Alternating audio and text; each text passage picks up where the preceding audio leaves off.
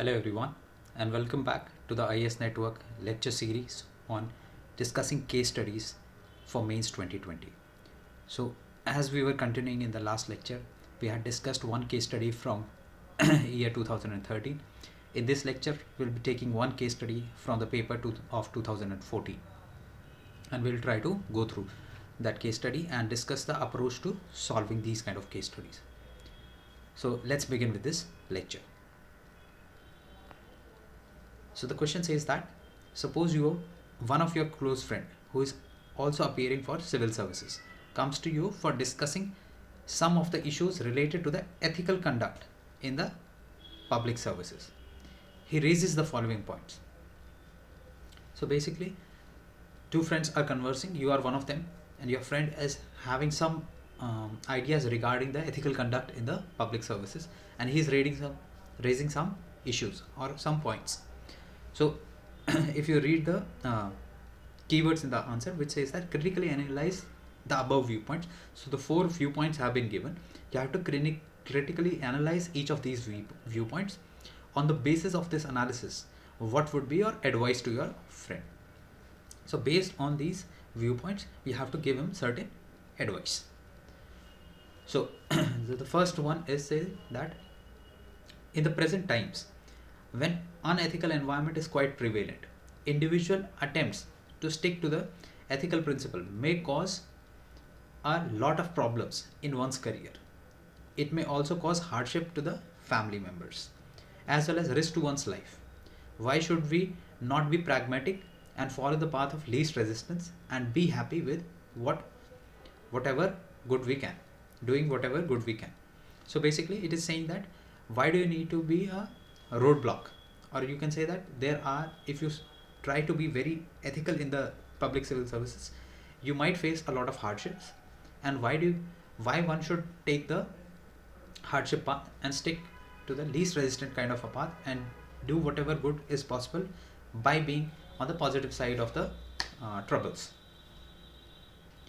Similarly, the second viewpoint is when so many people are adopting wrong means and are grossly harming the system, what difference could it make that only a small minority tries to be ethical?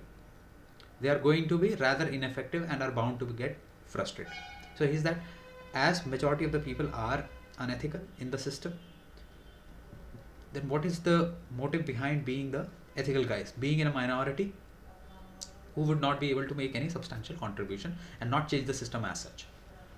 The third viewpoint is if we become fuzzy about ethical consideration, will it not hamper the economic process of our country? After all, in the present age of high competition, we cannot afford to be left behind in the race order. So it is basically another justification for doing unethical things, which it's almost a corollary to what people say that corruption is greasing the wheels of the system. So it's basically saying that if we try to be too stringent on our ethical grounds, then we would be basically becoming a roadblock to the economic progress of the country and thus harming the cause of the country rather than making any substantial contribution. Similarly, the fourth viewpoint is it understandable that we should not get involved in grossly unethical practices, but giving and accepting small gratifications and doing small favors increases everyone's motivation. It also makes the system more efficient. What is wrong in adopting such kind of practices? So basically all these 4 statements are somehow trying to justify the unethical kind of environment, and these are pretty much the common reasons that people give, that the small gratification is fine, or if you stick to being ethically grounded, it might lead to reduction in the ethical economic progress of the country, or we can say that corruption is greasing the system's wheels. Or being in a minority, what does it serve? And why should we take the hard path of sticking to our ethical grounds? So these are the common misconceptions, or you can say the common viewpoints held by the people as well, and not just in civil services, in any other services. So these are the common grounds given in order to take the easier path. So now let's try and discuss how to approach this case study.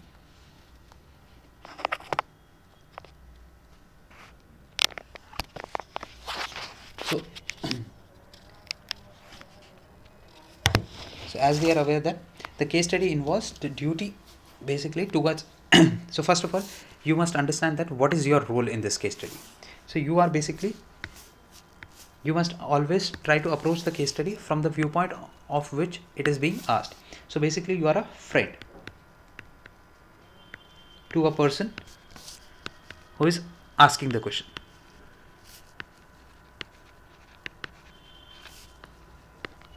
So as a friend, your duty is to give a right advice. So you want to be a good friend.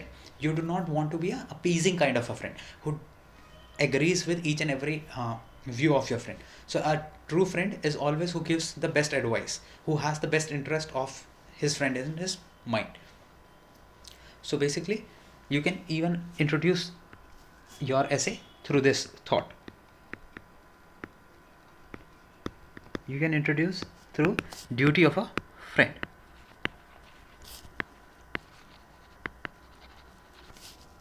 Give the right advice, or not be a yes man. And he has approached you, which basically shows that he has some trust in you. So you need to be true to that trust. So you have to give a rational opinion. So you can introduce your essay through this sense, and you can say that based on your advice,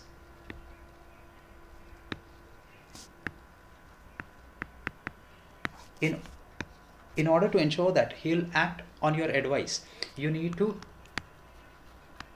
persuade him. Because if he is asking you these kind of questions, that means that he has somewhere in his mind, he has some doubts creeping in. So you need to persuade him so that he sticks to the right path.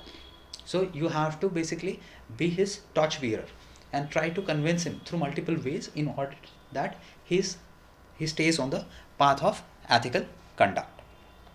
Now let's try and argue to each and every viewpoint that he has raised. So this would be your introduction. In the body, you have to argue on each and every viewpoint. So your first viewpoint was that sticking to the ethical path, it can create problems for family, your own life, or career. So why not a least resistant path?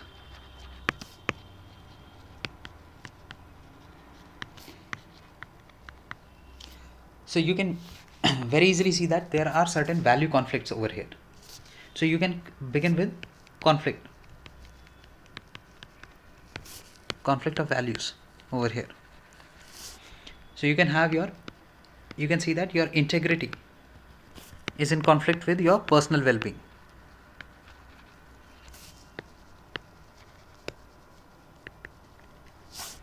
Or you can say that idealism is in conflict with pragmatism,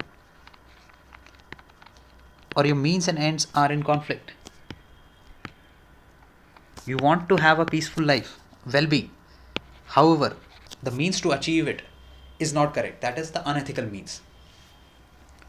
So, however, you can justify this. You can negate his viewpoint by saying that a person joining civil services already knows these kind of things, knows the realities or the threats that he might get, or even the situation that he's facing at present. So a civil servant is very much aware that in the position he's going to occupy, he might be confronted with these kind of situations where he need to choose between the ethical and unethical paths, where the unethical path might be comfortable one, whereas the ethical part would be posed with some challenges, be it on the personal front or the professional front. Similarly, public service, one joins to basically uphold the public interest, not primary interest. So your personal interest is basically secondary. If one has to look after his personal interests. There are numerous other opportunities present in the world. For example, you can be a businessman, you can be an employee in a private firm. So when someone is joining public services, he has it very clear that the primary motive of his life is public interest. So serving the public interest takes paramount importance in respect to any other interest. So like this, you can counter his first viewpoint. So one must not take the least resistant path, however, should stick to the ethical path. The second viewpoint is the majority versus minority debate, which says that the minority would be ultimately frustrated and cannot do much.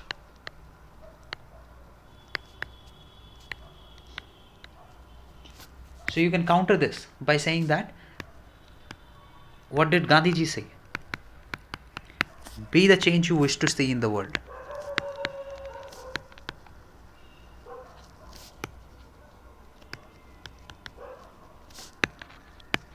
Or the Hindi proverb of saying that बूंद बूंद से सागर बनता है.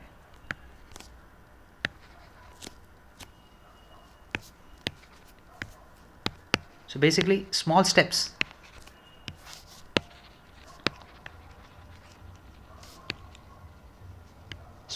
are basically the building blocks to a huge foundation.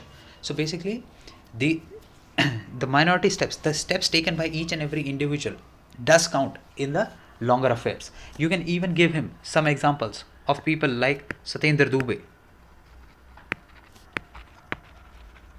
S. Manjunath, to basically inspire him. These are the people who have laid down their lives in public interest and doing their duty, and have shown courage while displaying their commitment to the public services. So, or you can even give him the ideology of Mahabharata, which says that Nishkam Karma. You must not look at what is the outcomes of your action. You should do your duty. So through these ways, you can basically convince your friend that it does not matter that you are in the minority or the majority. It's the absolute quality of the decision, the ethicality of the decision, that is what matters. Similarly, the third viewpoint, that ethical decision might lead to reduction in the development of the country. So to counter this viewpoint, you can very easily say that without ethics, there is no development at all.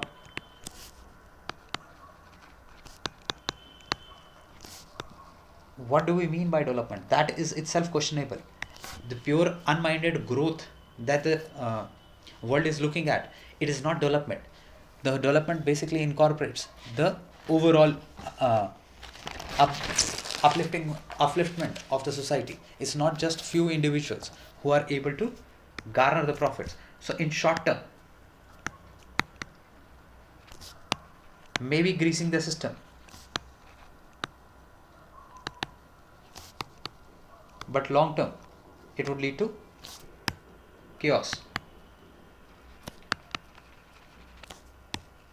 You can even argue this through the Kantian universal principle, that if everyone starts doing this,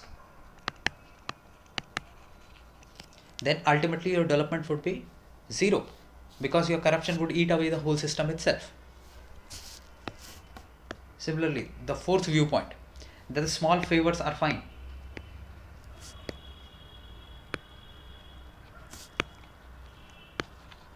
So this is the basic justification that is given when someone starts doing corruption. So you can very easily say that it can lead to a domino effect or a slippery slope. There is no ending once you have started doing corruption. There is no ending to what scale it is going to escalate.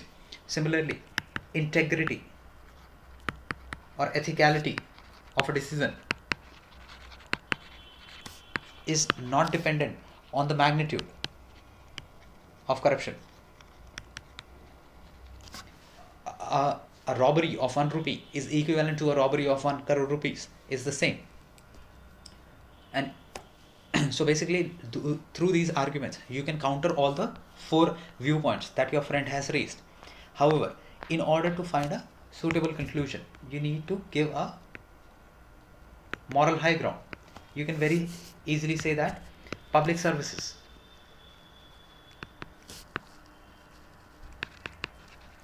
are meant for fulfilling the higher needs of life.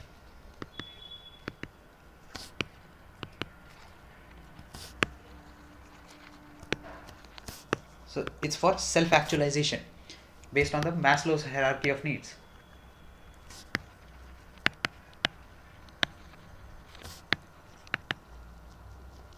And you can say that corruption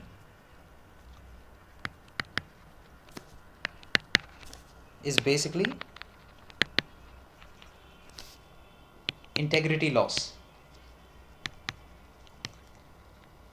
And thus, if we aspiring civil servants have the same viewpoint in terms of ethical conduct, we are basically contributing to the corruption itself. So integrity and truthfulness are basically valued positions of a civil servant, which cannot be traded away at any cost. So you can end the answer by saying that integrity or character is the highest virtue. So an individual should not trade with it at any cost, and it is one of your foundational civil service values that you should be integral and take action with the ethical point of view and in consonance with the code of conduct. So through this way you can argue each and every viewpoint that has been raised in the question. So through this case study we try to attempt another kind of a question that has been asked by UPSC, where it's in the form of a conversation. So you need to give a suitable introduction where you can very easily bring an ethical dimension by pointing out at the duty of a friend and what does it mean to be a friend in such. Then you can begin with your body, where you can very easily argue each and every viewpoint that has been raised through some value. For example, we try to argue the first question through some value conflicts, and we took recourse of some foundational civil services values like integrity,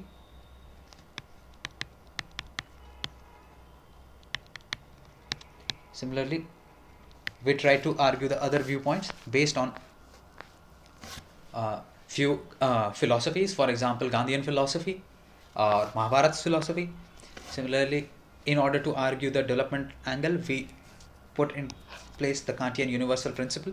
So basically in your ethics answer you should argue your viewpoint through some ethical theories which you have learned in the section A, and try to project those answers through multiple viewpoints. You might not need just one ethical theory, you might apply multiple ethical theories to argue your viewpoint.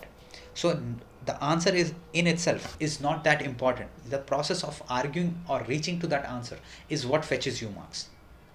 And in the conclusion you can take a moral high ground, a overarching statement which gives a holistic perspective to the situation.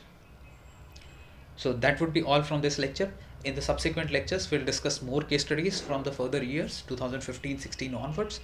So that would be all from this lecture. Thank you.